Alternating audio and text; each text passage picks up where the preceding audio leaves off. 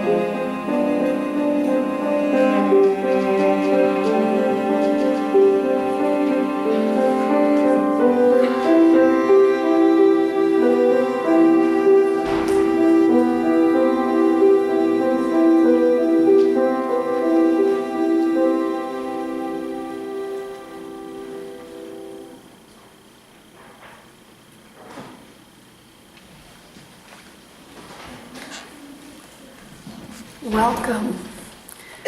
As we begin, please turn off electronic devices. I invite you to enjoy the chapel in the back of the sanctuary and note joys and concerns in the book there. If you have little ones, we have a nursery downstairs, and after our service, I invite you all downstairs to enjoy hospitality and greet one another. Finally, please note the announcements in your order of service, with many ways to be engaged in this vibrant community. Our picnic after church today, 12, will be at 1651 East Fort Union Boulevard. It's on the north side of the street. In 2 weeks, on June 28th, for Sunday service, we will be live streaming the General Assembly service, joining UUs all over the globe in worship together. Because of the live streaming, we need to start our services at 10 o'clock. So please come.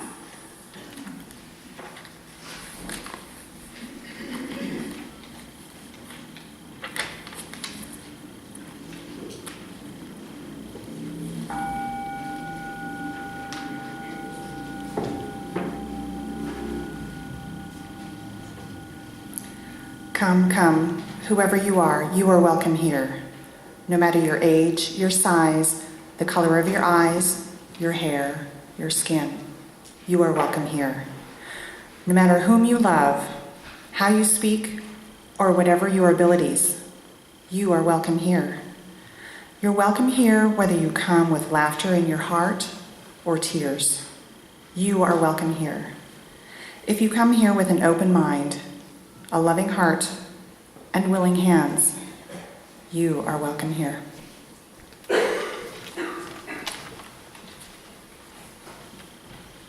Good morning.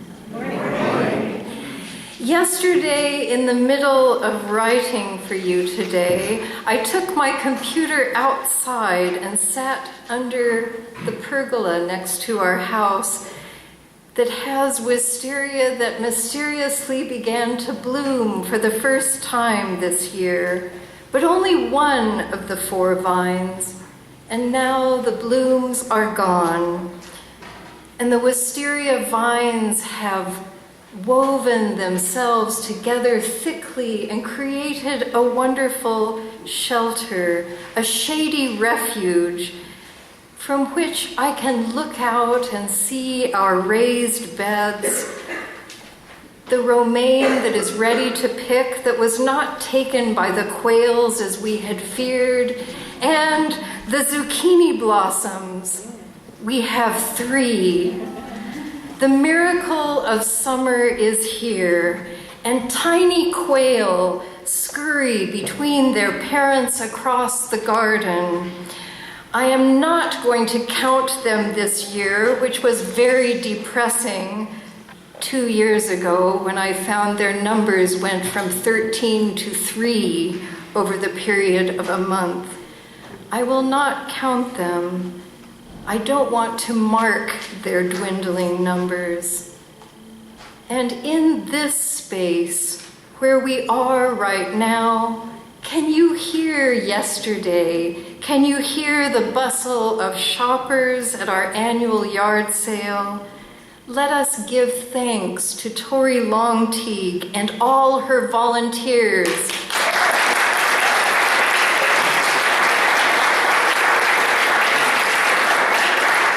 who are perhaps quite understandably not here.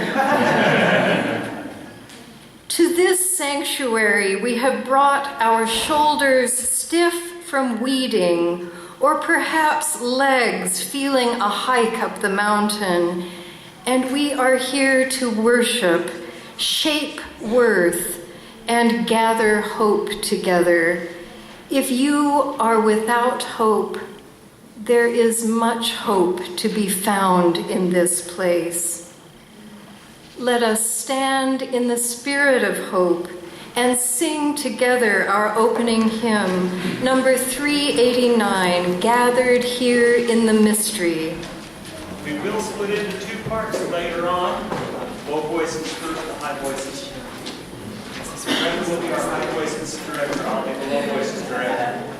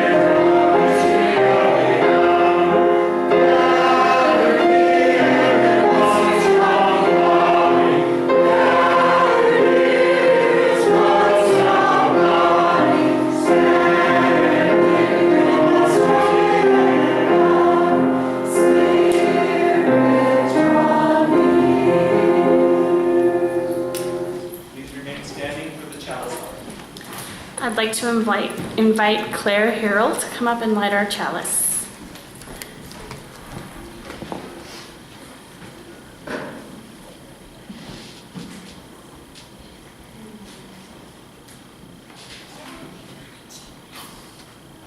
join us with the words in our order of service.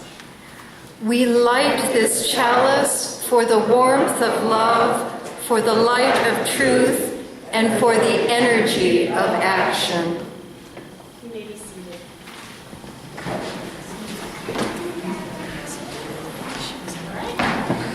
Am I on? I am. All right, I would like to invite all of the young and young at heart to come forward for our story time for all ages. Come on forward and have a seat.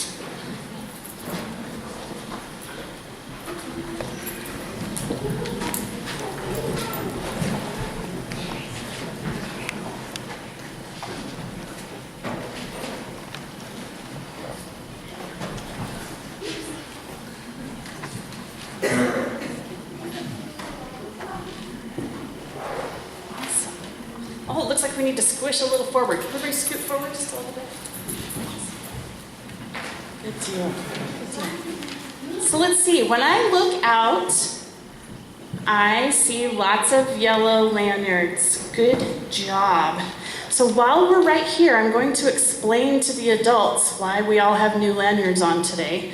During the service today, we, meaning me and all the young at heart and young ones up here, we'll be walking over to the park for the picnic. And we are going, are you ready for, do you know what we're going to do over at the park? Oh, I heard it, that's right. We are going to practice because you adults, when you come over, you are going to field a soccer team against us. So get ready. We're going to be ready for you.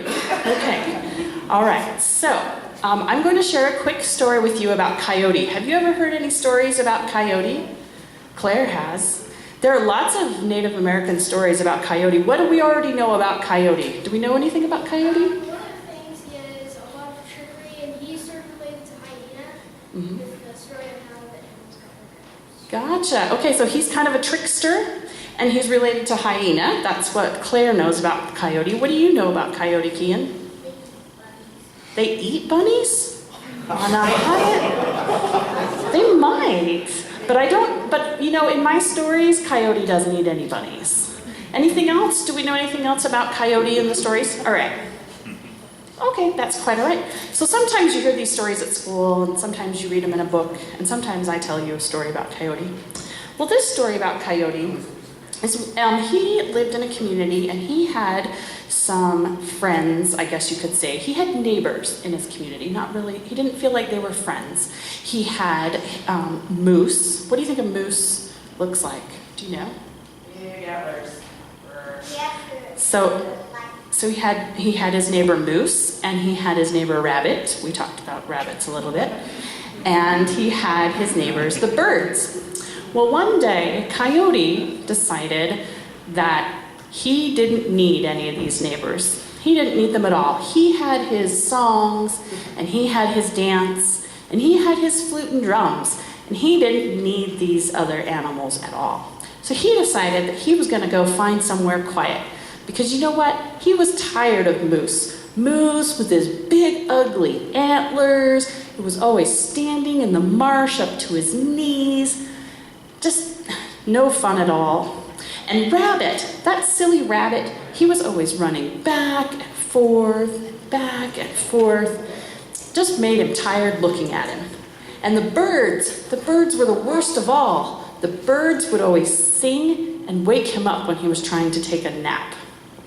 Do you like being woken up when you're trying to take a nap? No. Me neither. So Coyote decided he was going to find a new place. So he got his flute and his drum, and he took off with his teepee, and he headed across the plains. Well, guess who came up first? Rabbit. And he ran back, and he ran forward. He ran circles around Coyote and said, "Coyote, Coyote, Coyote, where are you going?" And Coyote just turned his nose up and ignored Rabbit. Just like this. Can you stick your nose up in the air and ignore Rabbit? Very much.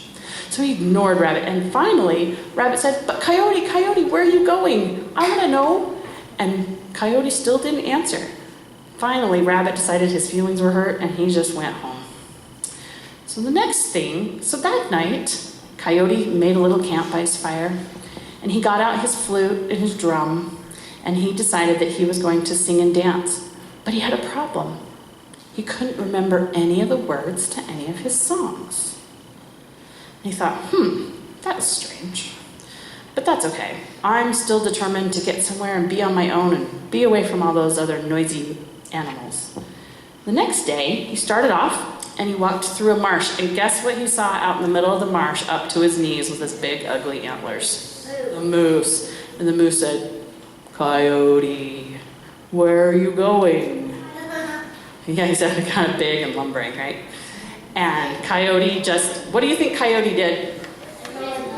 He put his nose up in the air and just ignored the moose. Because he was tired of that moose asking him questions and being stuck up to his knees in the marsh.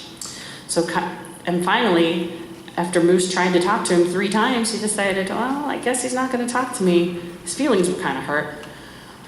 So Coyote went on, and that night, he sat down and he built his camp. He sat by his fire, and he decided that he was going to do his usual thing. But all of a sudden, he realized, no, guess what? He couldn't remember the words to his songs, just like the night before, and he couldn't remember his dance moves. Isn't that odd?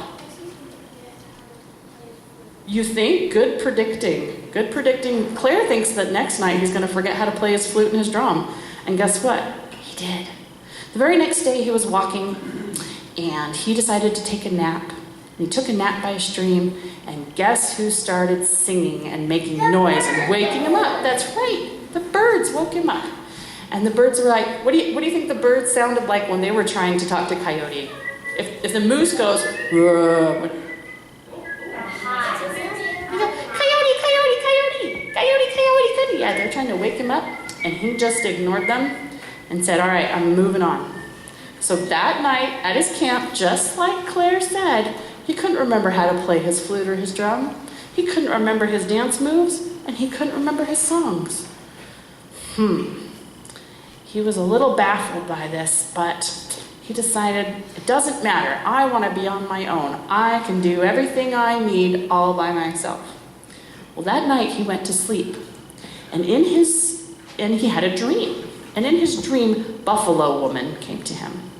Buffalo Woman came to him and said, "What are you doing, Coyote?" And he said, "Well, I've moved out and tried to get away from all those crazy animals." She's like, "But?" He said, "Yeah, you're right, but I can't seem to sing, and I can't remember how to play my flute and my drum, and I can't remember my dance moves." So Coyote Woman looked at him and said, I'm sorry, not Coyote Woman, thank you, Buffalo Woman, in the dream said to Coyote, "Coyote, Coyote, you need to realize that these gifts that you have of being able to sing and dance and play your instruments, you got them because of the reflection of the people around you. You learned how to dance from the way the rabbit bounces around. And you learned to sing from being woken up from your naps by those birds. And you learned how to, I said dance and I did sing. Oh, and you learned how to make great sounds with your flute and your drum from your friend the moose with his low voice." And Coyote woke up the next morning, and he didn't remember that dream at all. But you know what he did remember? That he needed those other people. He needed those other animals so that he could really develop his gifts. And that is the story I wanted to share with you, is that sometimes we need each other to bring out our special gifts that are in our heart. And now we are going to head downstairs for a minute before we walk to the park.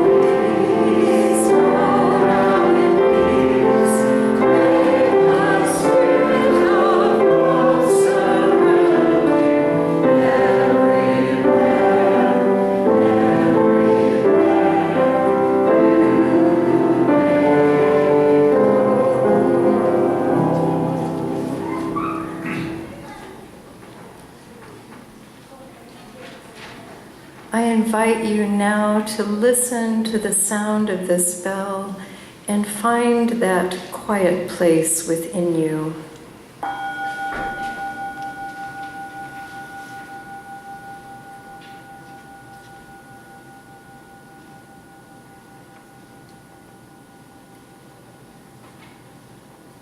Let us breathe in and breathe out, bringing oxygen to all parts of our bodies and listening for the breath of those seated near us.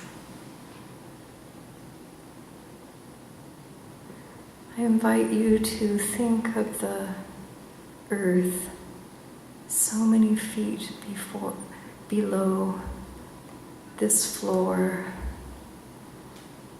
and how it goes farther and farther down to a fiery core.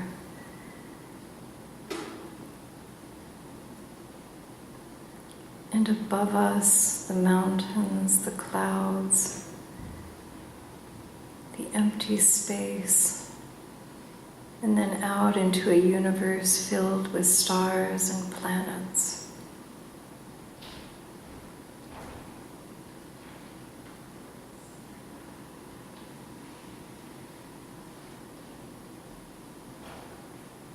We gather in this space, bringing with us our joys and sorrows, bringing with us the world.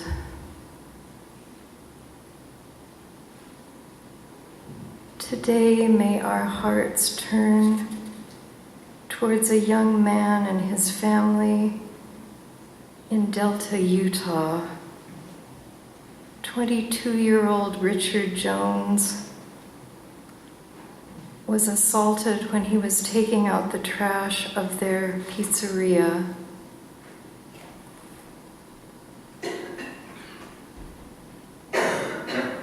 The next thing he knew, his head had been smashed against the wall and he blacked out. The only thing I remember about that night, he says, is waking up, having someone pinning my chest down, my legs down, and forcing me to drink a bottle of bleach. He showed the scars still visible from the attack, a homophobic slur carved into his skin, a reminder of a horrible act. He is one of us. Nico Carrillo is in the hospital and seems to be getting good care. She and her family were in good spirits yesterday, and I know they can use all our prayers and good feelings. Nathaniel Coleman continues to win climbing competitions, continues to be a great joy to his family. He's winning competitions that are sending him to far reaches of the world to climb with others and shine like a star. Others here, many of us are struggling to keep hope. I know from all our conversations that some are still mourning deaths. Let us listen for a moment, about a minute of silence, to what is here, and let us hold each other and all connected with us in the light and love of this community.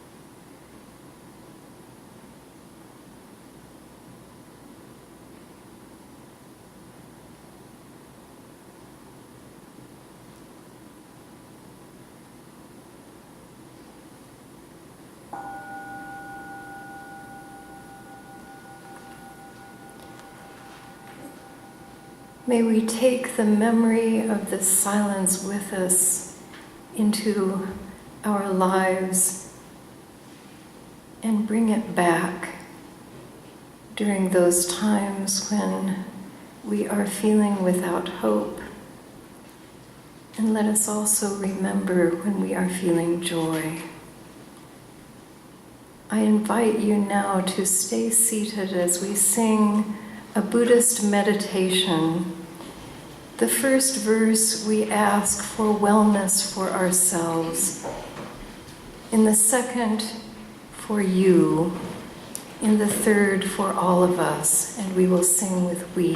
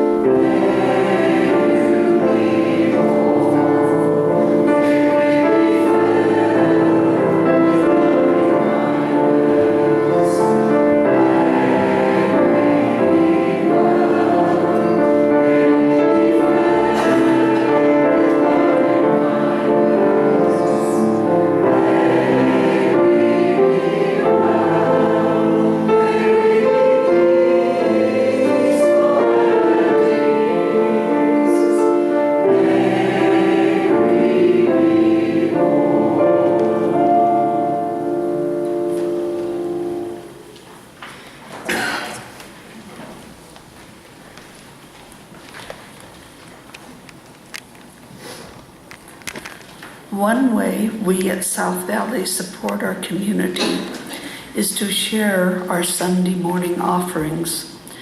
Today we will split our offering with the In Between, Utah's first hospice house for the homeless. Please note further information in your order of service on what this community partner is doing and how to be engaged with their work.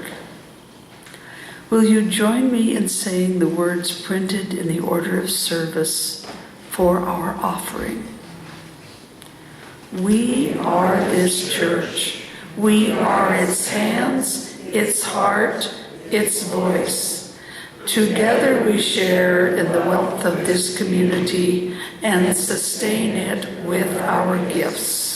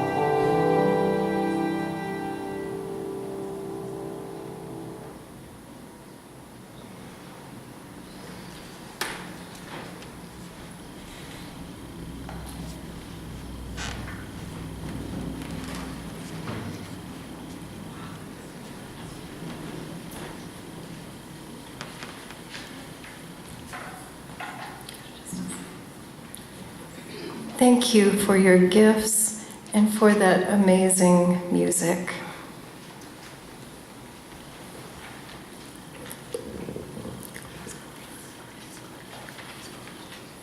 To the Sangha for refuge I go. Then the Venerable Ananda approached the Lord, prostrated himself, and sat down to one side. Sitting there, the Venerable Ananda said to the Lord, "Half of this holy life, Lord, is good and noble friends, companionship with the good, association with the good." Do not say that, Ananda. Do not say that, Ananda. It is the whole of this holy life, this friendship, companionship, and association with the good. From the Samkhya Nikaya. Recently I received ordination as a Buddhist nun. During the ceremony, I was surrounded by my monastic and lay community. Amidst this shelter, I undertook the commitment to take what is called refuge in the Buddha, the Dhamma, and the Sangha. The third of these, the Sangha, consists of monks, nuns, lay women, and laymen who for the last 2,600 years found a spiritual sanctuary in the very act of traveling the Buddha's path together. On this day, I knew I was not alone on my journey. I set out on the holy life complete with good, noble friends who would help to steady and guide my way. The Buddha taught that living the holy life was akin to a fish swimming against the tide.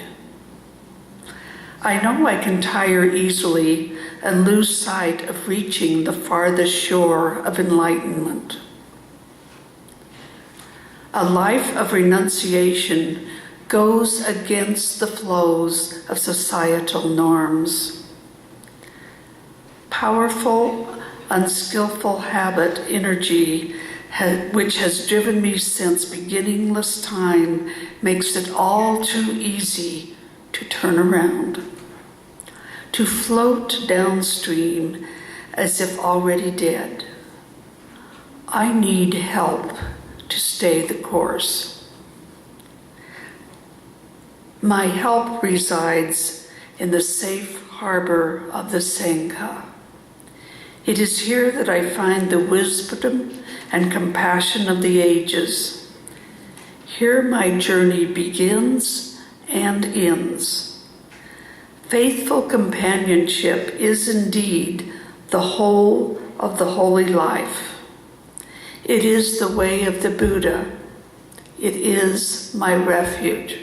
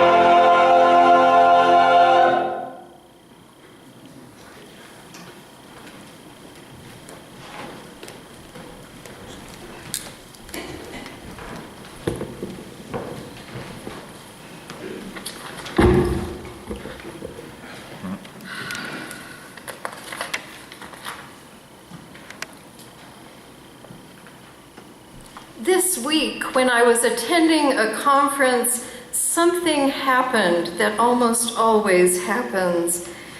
When I introduce myself as a Unitarian Universalist minister, people come up to me and they say, I used to be a Unitarian Universalist, but I no longer attend. When this happens, they tell me, often guiltily, sort of looking down as if I might punish them, that now they prefer to go hiking on Sunday mornings. They say that their spirituality is found out in nature. And they tell me also, because this conference was in Salt Lake City, that they might see me sometime. I don't see any of them today, but they might see me sometime, for in reality I also remind them of how much they miss that experience that they found either in this community or in one somewhere else. One of the first sermons that I preached from this pulpit was around the Emily Dickinson poem, one of my favorites, about how she finds spirituality in nature. Some keep the Sabbath by going to church, I keep it staying home, with a bobolink for a chorister and an orchard for a dome. Some keep the Sabbath in surplus, I just wear my wings. And instead of tolling the bell for church, our little sexton sings. God preaches, a noted clergyman, and the sermon is never long. So instead of going to heaven at last, I'm going all along. During that sermon, I expressed my hope that we could offer something different here. For Emily Dickinson, nature offers joyous sounds from birds and a sermon that is not too long. The church that she thought of, perhaps went to as a child, preached that heaven was in the future. In contrast, nature awakens our senses and invites us into a heaven that is in this moment. We find solace that many of us would call spirituality in natural spaces. We find refuge, I find refuge in our garden, in the presence of a beehive, when we feel what I would describe as being part of that interconnected web of life that doesn't necessarily include those pesky humans. So why do we bother to gather?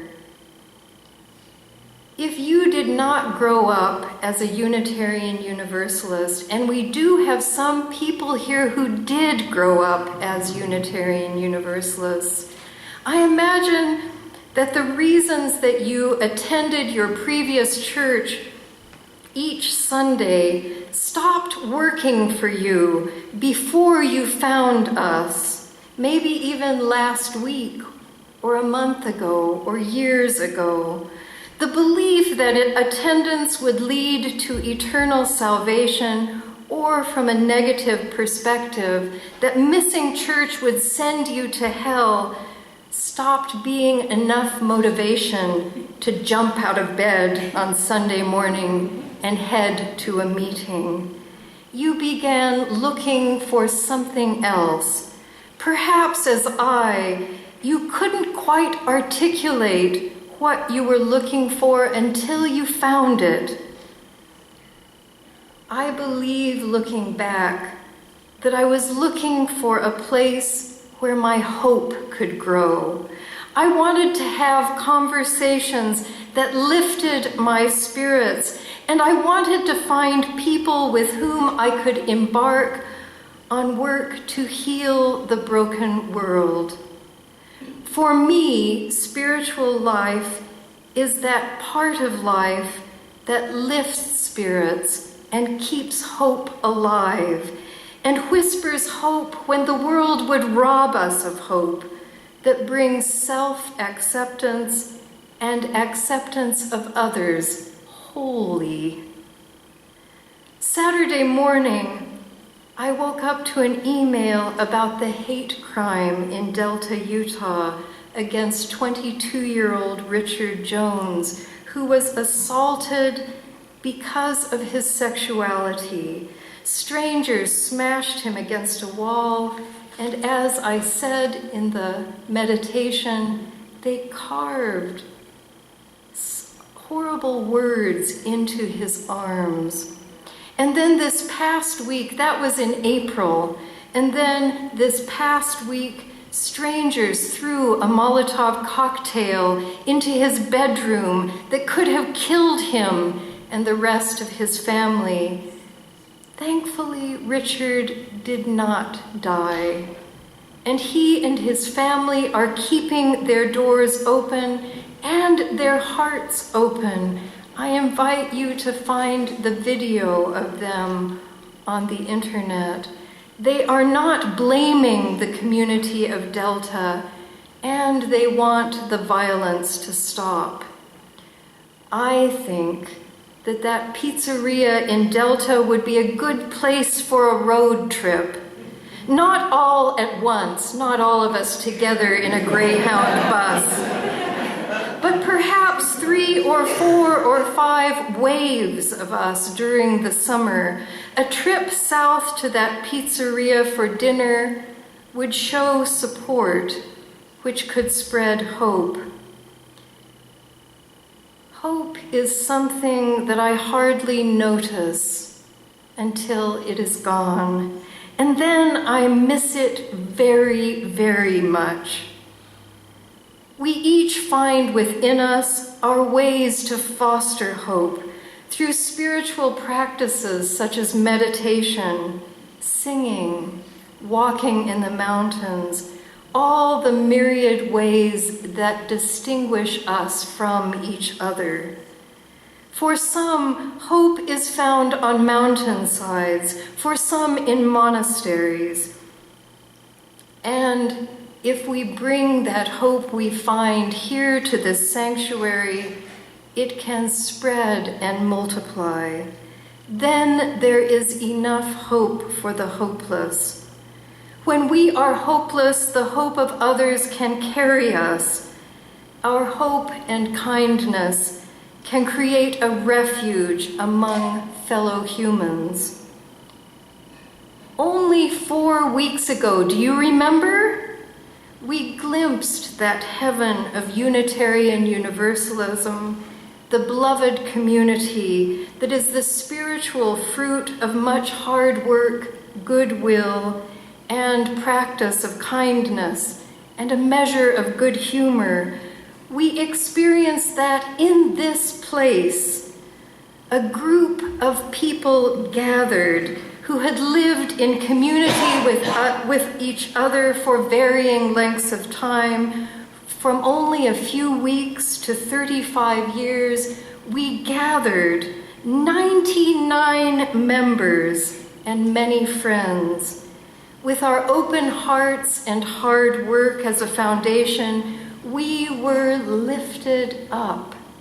Do you remember that feeling, those of you who were there?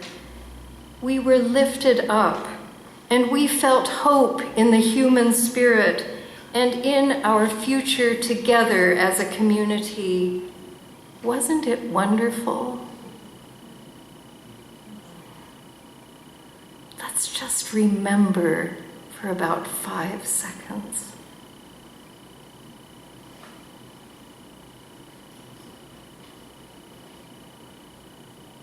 I am grateful for that time. I am honored by your unanimous vote for me to continue as a settled minister here.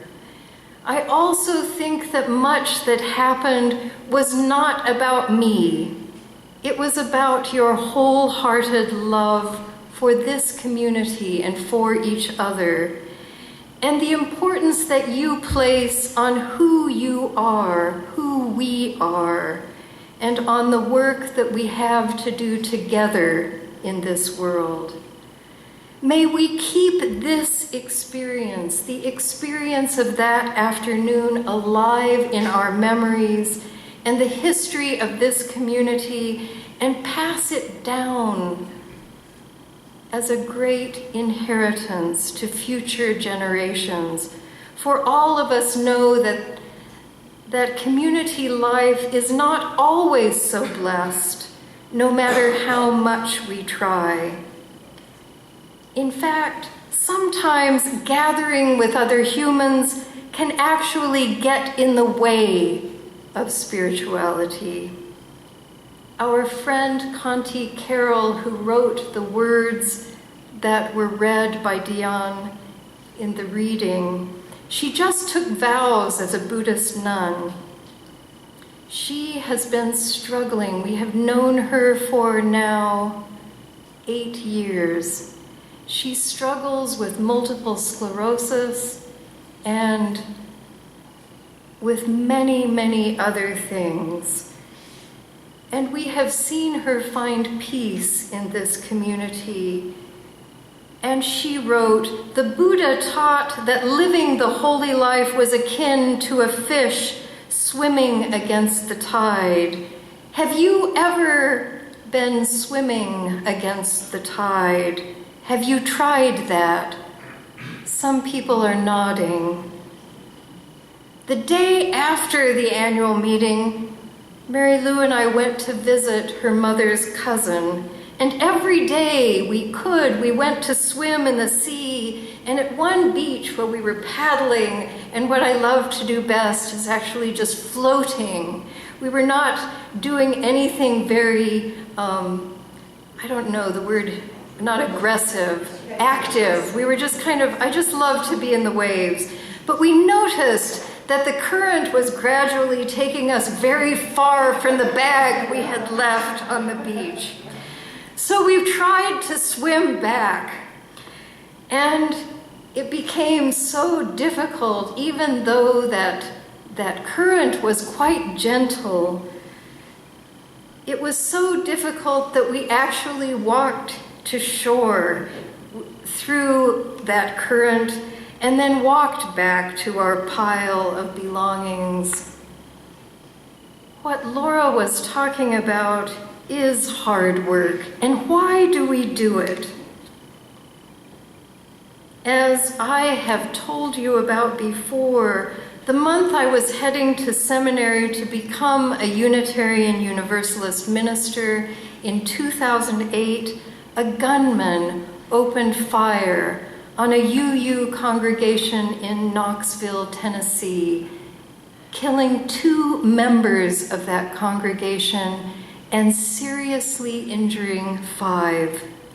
The minister, Chris Bice, attended the seminary that I attended, and he came to talk with us, and he told with tears of the overwhelming support of the community around them. And he thought that support came from all the interfaith work that he and the community had been doing. Muslims, Jews, and Christian congregations gathered in solidarity around the church, making that group of Unitarian Universalists part of a great interfaith Sangha with vigils and prayer services and lots of hope midst the fear. The UUA responded to the tragedy with a full-page ad in the New York Times. "Our doors and our hearts remain open." Reverend Bice said, "The tragedy deepened Tennessee Valley UU community members' need for community. We'd always been caring, but we started doing more of it. We now have 4 or 5 groups of parents for spiritual parenting. People want to be connected with each other. being part of a spiritual, a religious community, we open the door to becoming part of the world around us in ever-growing circles. And when we live bravely and boldly in the world as you did, I think it was almost 20 years ago when you hung that rainbow flag. When we stand bravely, when we stand for justice and compassion for those who may be targets of hate crimes, then our fate becomes linked with theirs. We become awake to being part of that interconnected web of life that contains violence as well as kindness. In gathering, we strengthen each other. We strengthen one another for that work. The spiritual practice of interfaith work is hard. And I have found that spiritual practice we must do in community with each other and the world does not feel very spiritual at the time. But later, the results can be deeply spiritual. At first, when I gathered at the interfaith meetings in Salt Lake City, I had to keep telling myself to breathe. I would close my eyes and put my hands on my lap the way I did at seminary. It was a Quaker seminary. We often gathered in silence. I knew that many people I was even sharing a table with had been active supporters during the times of Proposition 8. It felt strange and unsettling to be in community with them at their tables. Gradually, through time, through lunch after lunch, and nibbling on those amazing Lion House rolls, my discomfort eased. And in April of this year, I was asked to give my spiritual history for the group gathered at the Lion House. On that day, I told them my whole story, which could not leave out the parts that were hard for some in the room to listen, but they looked at me unwaveringly. I told of falling in love with Mary Lou, leaving the LDS Church, and going on a quest that eventually led to Unitarian Universalism and being here in Salt Lake City.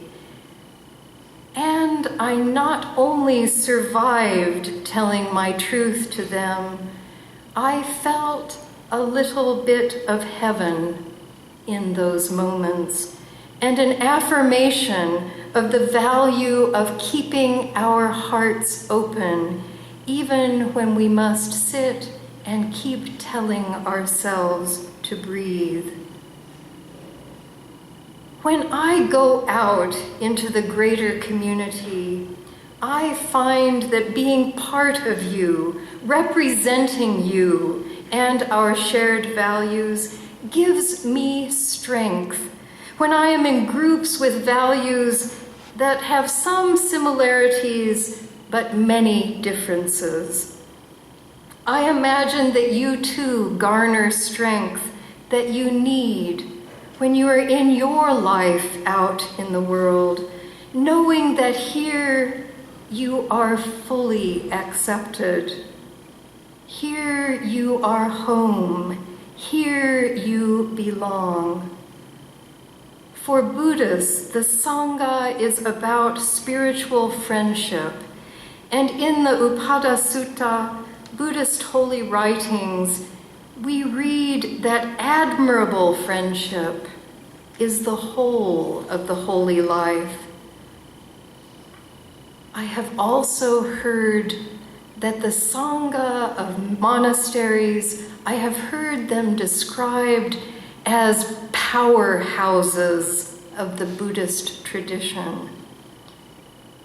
It is my belief that our community can be and sometimes is, our own powerhouse that strengthens us, gives us spiritual energy for the work that is calling to us from the world.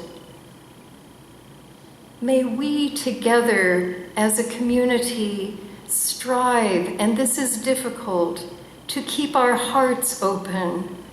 We will keep our doors open as we continue the hard work of community that energizes those filaments that connect us to one another and everything in the world. May we also find peace walking in the mountains, and may we persevere through community life, knowing that heaven is right here. We touched it with our hands. And now, on this day, the picnic awaits us. And perhaps there will be moments when we are struggling to beat the children at soccer that will feel like heaven. May we continue this quest together, even when it feels as if we are swimming upstream. May it be so. Amen. I invite you to stand and sing together from the grave hymnal, hymn number 347, Gather the Spirit.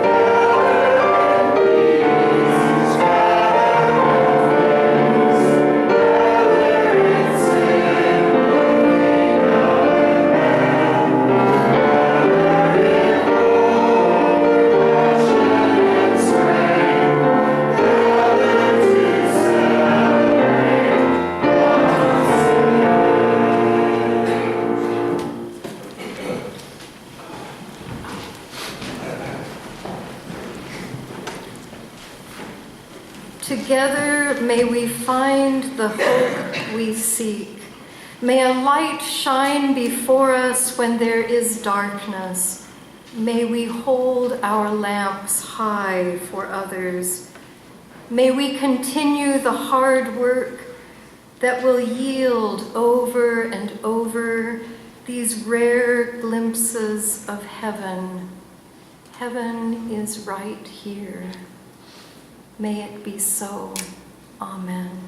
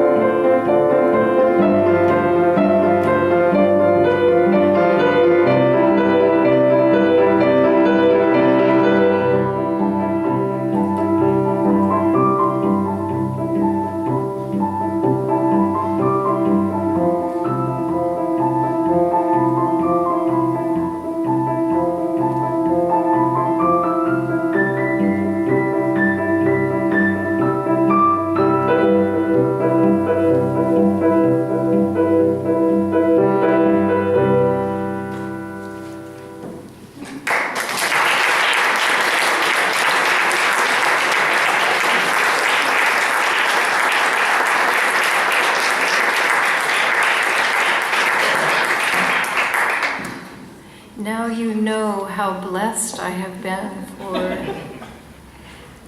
more than 30 years. Thank you, Lou. Thank you. This is the music I hear coming from the piano in our music room. We are blessed each time with visitors. In fact, if we didn't have visitors today, there might be only 20 or so members.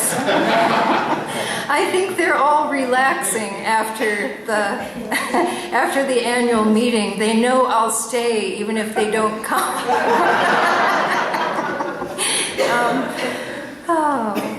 I would like to especially invite two who are not first-time visitors to introduce themselves, for they are coming from from Springville, and we are now in the process of bringing them more into our community. So you will be seeing them today, and you will be seeing them in services.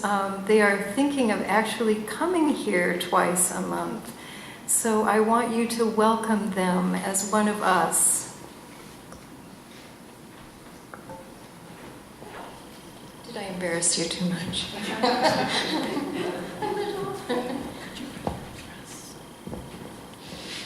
Hi, I'm Spring Dew Folger, and I'm a member, but I haven't been able to attend for the last year or so. So thanks for making me feel welcome. Hi, and my name is Jody Goodman. I've been here a few times, and we're excited to get to know you guys more and help us grow down in South Utah County. Thanks.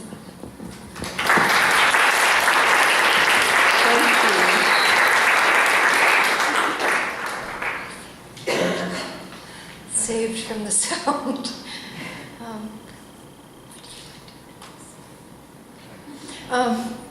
Would any of you who are visiting like to introduce yourselves? If you would, and I promise not to stare at you, please stand, and I will bring the microphone. And we have a visitor, a dear friend who is a Buddhist. My name is Denise Gackstetter, and I live up in Logan, and I have had the pleasure of getting to know these two incredible women and also stay with them for the last few days as I've been involved in an art event. And I'm really pleased to be able to share this morning with you. Thank you.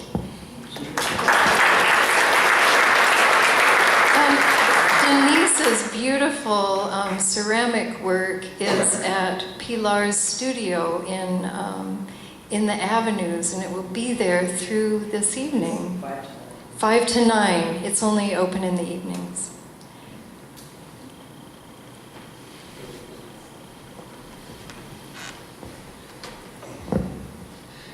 Hi, we are Shawnee and Jordan Roberts. We just moved here from Mesa, Arizona. My husband Jordan just graduated from medical school and met through residency at St. Mark's. So we attended a congregation there. Before that, we were LDS also. So we are very glad to be here.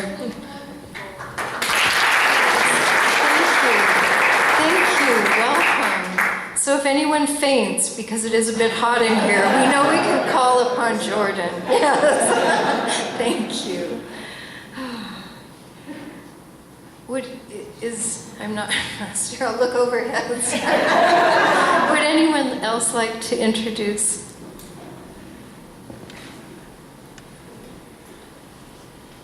Hi, I'm not new, but I was born in Delta, Utah, and I'm going for July 4th. So if there's any good artists who would like to paint my car in the pride flag or things of love, it's already dented, so, you know. I would actually like it July 3rd, because I go down and spend sometimes the night. They have a good parade and a derby, and I go down with some family members, so if anyone knows artists who would like to decorate my car in love, I would love it. Sweet. And I am serious about going to Delta, Utah to have pizza. I think their house was damaged by this Molotov cocktail, and they are raising money. Perhaps that's something we could think about for an offering here. That's not my decision, but I think that would be good, and we could bring that down to them and have pizza in their place and bring hope. So okay, nobody else, I'm not looking. I now invite you to, before we go to the picnic, because many will head down, I would like for you to talk with someone who is in this sanctuary who you haven't seen for a while, or maybe have never seen before. And that is the energy, the electricity of our powerhouse that we will hold and take with us, first to the picnic to beat the children at soccer.